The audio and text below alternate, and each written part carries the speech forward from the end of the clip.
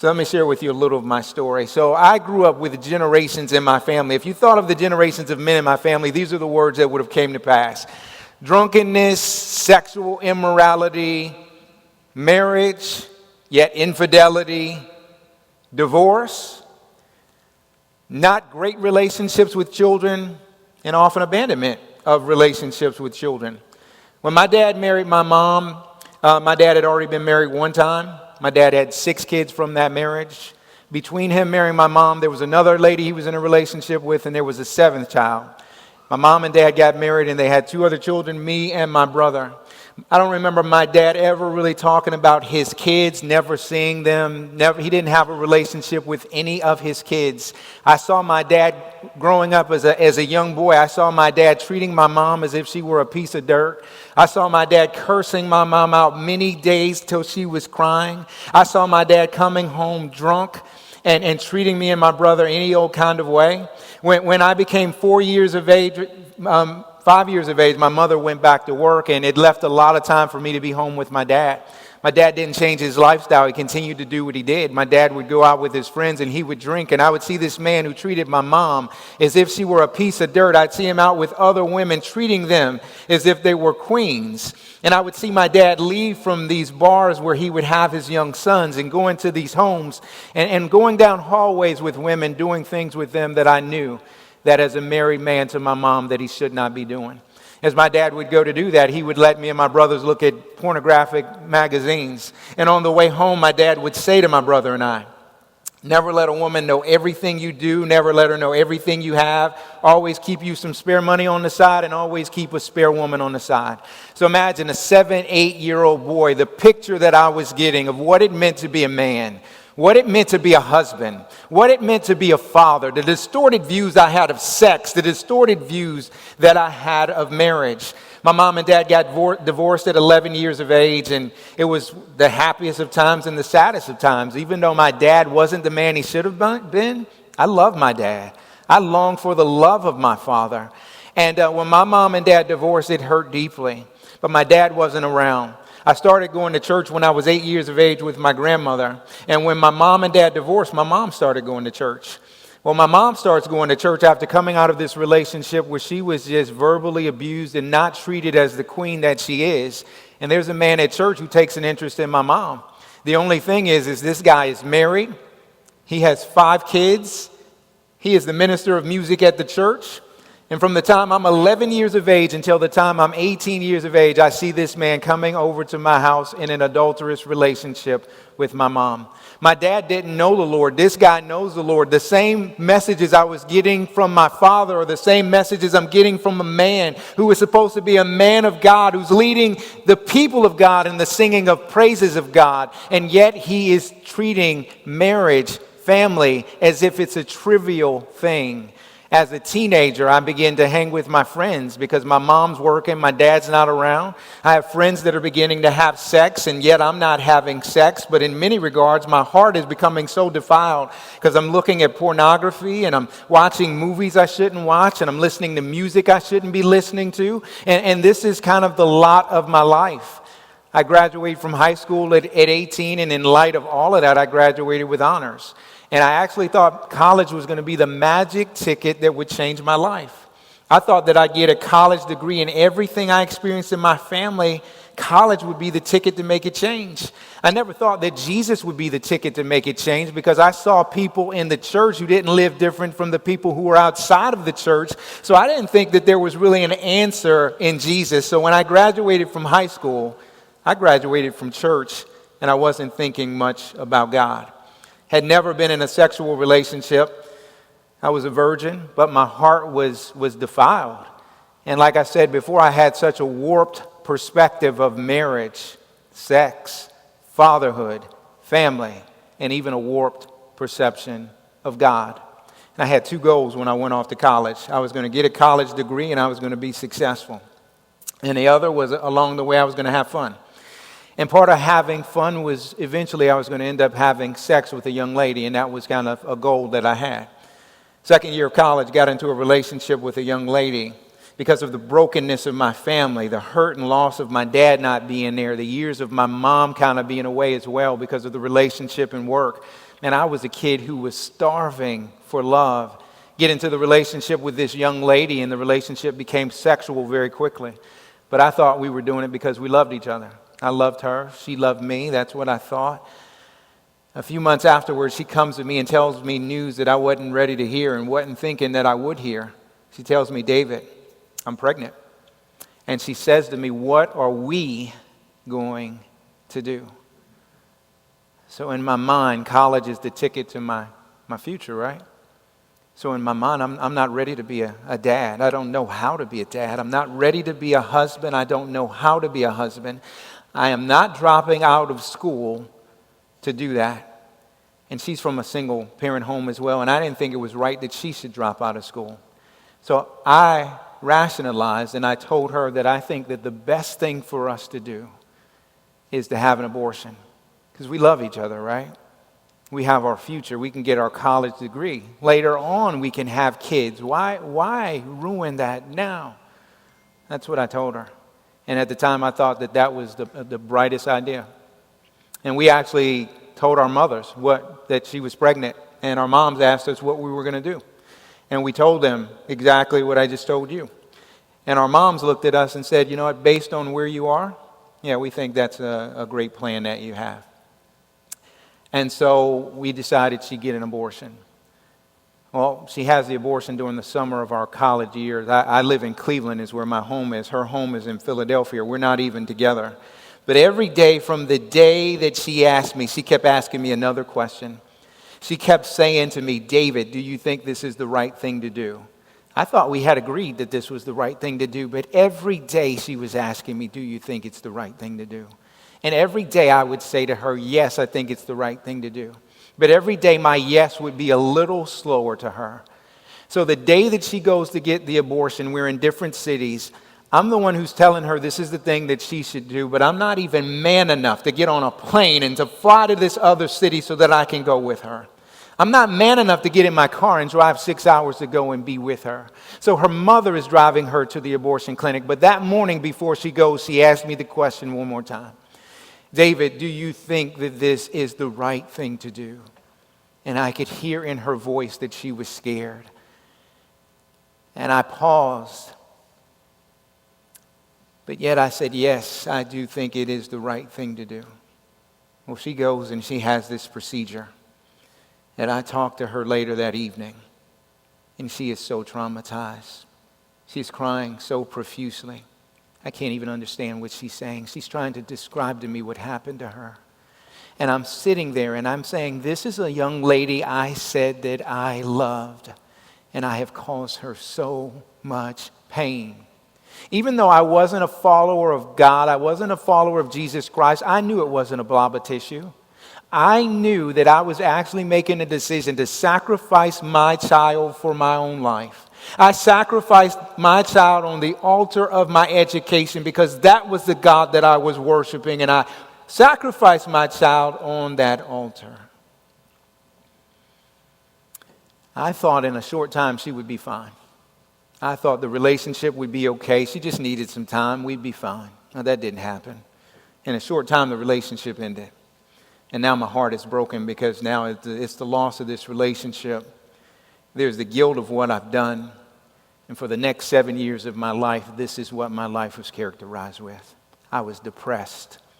I would go through these deep, deep valleys of depression. And I wouldn't know when they would come on, and I wouldn't know when I would come out of it. I was angry. I mean, it was like a volcano. It didn't take much. It would just explode out of me. I drank before the abortion, but before it was to have fun. After the abortion, I was drinking to medicate my pain.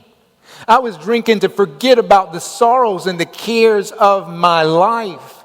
She was the first young lady that I had had sex with, and I rationalized that the reason I was having sex with her because I loved her. After that, I became very promiscuous, and I didn't care about women. I treated women as just objects to be used to satisfy me and to medicate my pain. Man, I had come in with the goal that I was going to get my education, but now I was driven. I was driven to succeed because there was something, the fact that I had gravely failed, there was this great push that I have to succeed now. And I did graduate from college, and I graduated in 4 years. And in spite of all that stuff I told you, I graduated with honors. And yet what I thought a college education would bring me, it did not. It did not bring any healing to my pain. It was not the magic ticket to fix the things in my life that were broken. I got a job after I graduated, but it didn't pay me the type of money that I thought it would pay me. And yet at this job, there's a young lady that I'm working with, and we get into a relationship. And a few months into this relationship, she comes back to me and she tells me the news that I heard when I was 19. David, I'm pregnant. What are we going to do? And I don't have the same excuses I had when I was 19. I have a college degree. I have a job. And guess what? I know that the abortion didn't fix anything. So guess what I decided to do? I tell this young lady who I don't even really know. She says to me, she goes, I don't think I can be a mom on my own. And when she says this to me, she never said these words, but when she said it to me, because of the grit of my experience, what I thought she was saying to me, that if you're not with me, David, I'm going to abort this child. She never said that, but that's how I heard it. So you know what I decided? Well, I guess I'll be with you. And I decided to marry this young lady. And I put a ring on her finger, put a ring on mine. And I thought I would be this radically different guy. I remember growing up as a kid and seeing my dad treat my mom the way he treated her and thinking, I will never, ever treat a woman the way my father treated my mom. I will never treat my children the way my dad treated me. Well, guess what? It was just like my dad. I put a ring on her finger. It didn't change my heart. Now I'm out running around on my wife committing adultery. I'm going back to school because a bachelor's degree didn't get me what I thought it would get, so I'm back in school. I'm going to get a master's degree. I got a son who's born. It should be like the greatest day in the world. It should be passing around cigars and balloons. A son is born, and yet my heart is so numb, and I find it so hard to bond with him. There's anger, and it's spilling out on her. One, I feel trapped into a marriage because of an unplanned pregnancy, and it's spilling out on her. Still going through these caves of depression. And then finally, in the midst of this, we find ourselves drifting, and we're headed to a divorce. Well, there happened to be a couple of men that God placed in my life during this season. You know, I had grown up as a kid seeing people who claimed to know God, and many of them, their lives didn't look different from the people who I knew didn't care about God. And there was a guy I went to college with, and this guy authentically lived for Jesus. Man, I'm out doing all the things that I'm doing, and I'm trying to get him to do them with me. And this guy is doing none of it. And he tells me of his love for the Lord and his relationship with the Lord. And there's a genuine joy that is in this man's life that I'm longing for, but nothing that I'm doing can give it to me. And God used him in radical ways to show me the reality of Christ to me. And in the midst of my life falling apart and I'm headed through a divorce, the Lord opened up my eyes, as I said, to the reality of Jesus, forgave my sin, began to transform my life. I mean, I saw God do some radical things in the early years of my life. In early years of my walk with him. He began to give me a real hunger and thirst for his word. He began to transform my thinking on different things, sex and marriage and relationships. God was doing a radical thing. From the day that I gave my heart to Jesus, there were some things immediately he broke off of my life. You would have thought I was in the military. You would have thought I was in the Navy here at Jacksonville because I cursed like a sailor. And the Lord just began to just change the way that I spoke. Man, from the day that I gave my heart to Jesus Christ to this day, the only woman that I have had sex with is my wife, Taria. The Lord did a radical work in my heart. The altar of education and career that I laid my child's life down for, or I sacrificed my child for, the Lord called me away from that career and he called me into ministry. There were some radical things that he was doing. And then he led me a few years later to a beautiful woman, which you've seen the picture of, my wife. And we began in ministry together. And we began having all of these beautiful children that God has given us. But then there were some things I found myself stuck in. I'm a man who loves God. I'm a man who's serving him in ministry. I'm a man with a wonderful wife. But yet there's this anger that keeps coming out of my life. And sadly, I say to you, this beautiful woman that you've seen, man, I've hurt her with words that I've said.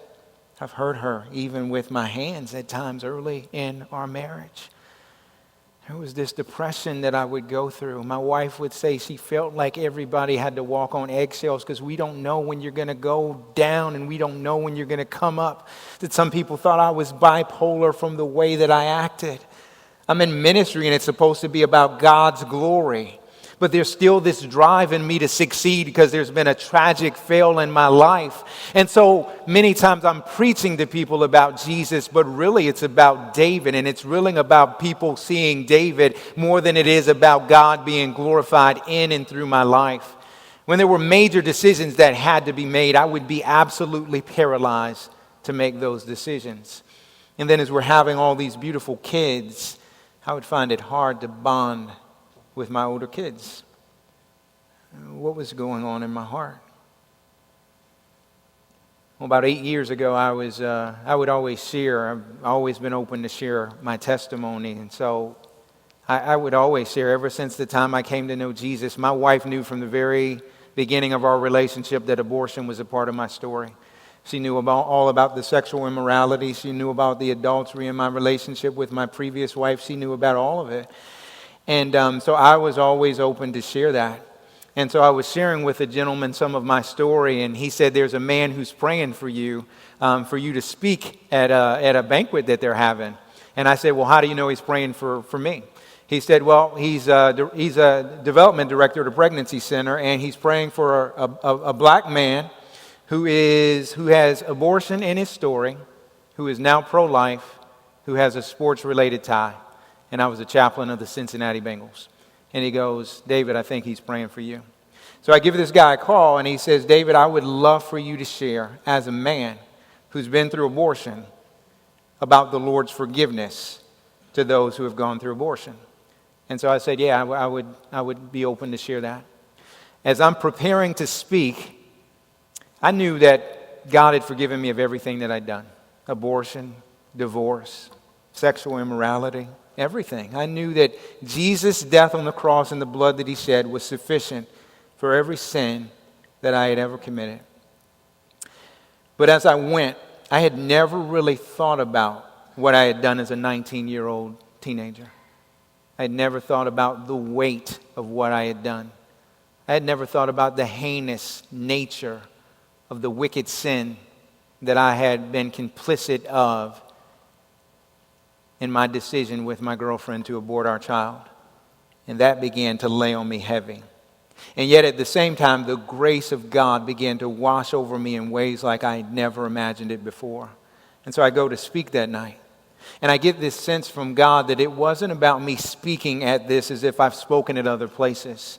That God was giving me a calling because he had administered his grace to me, that he even wanted to use me, a man who was complicit in the death of his first child, that he wanted to use me to be a voice for preborn children that he was knitting together in their mother's womb, that he wanted to use me to be a minister of compassion to men and women who find themselves in the throes of a crisis due to an unplanned pregnancy, and that he wanted to use me to be a part of administering the healing, forgiveness, and grace of Jesus Christ to men and women who had been utterly broken by an abortion.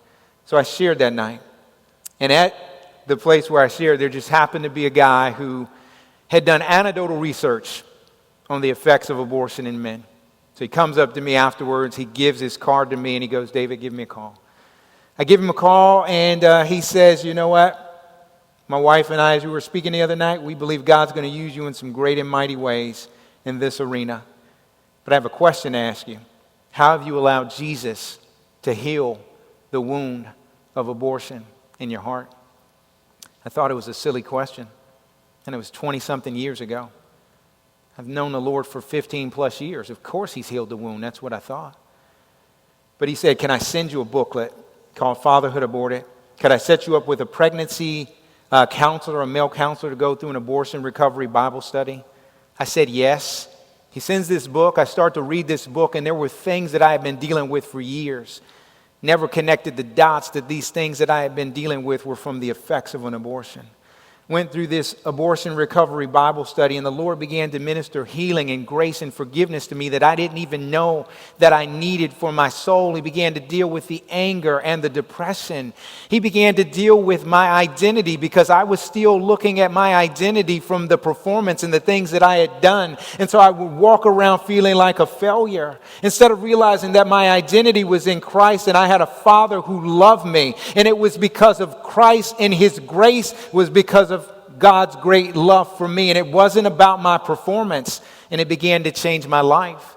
My mom died back in 2011, and it was hard for me to grieve her loss. And for years, I wondered why my heart was so hard. But you know what? There was a major loss in my life many, many years before that, and society never told me I had to grieve it. And I had to learn to value and give dignity and worth to my preborn daughter that I never met, but one day I will see in heaven. And as I began to grieve her loss, God began to minister to me in so many different areas. And it's blessed my marriage. It's blessed my family. It's blessed my ministry. He's called me into an arena to bless many others. And what the enemy is intended for evil, God is used for good, and he's now using for the saving of many lives. So when we think of the people in our world that have been a part of abortion, that have been affected by abortion, God wants to bring healing and grace to them to radically change their lives, to take them from going through a generations of sin that keep reverberating and destroying their family, to come to generation of blessings where they can now establish a new future legacy for their families to run on. And that's what God is doing for me. And that's what God is doing for many, many others.